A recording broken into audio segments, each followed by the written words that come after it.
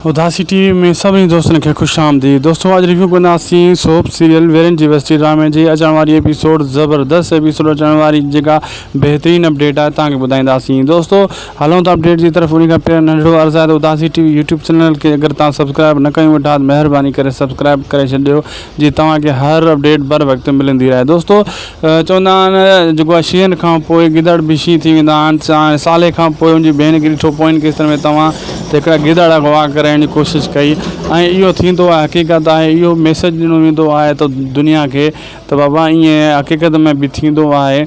ऐं इन ड्रामे में दोस्तों ज़बरदस्त अपडेट्स तव्हांखे असां इहो ॿुधायूं त ख़ासि करे जेको शहज़ादी जो जेको किरदारु आहे यानी साले जी भेण जो जेको किरदारु उहो सभु खां वधीक ज़बरदस्त किरदारु आहे।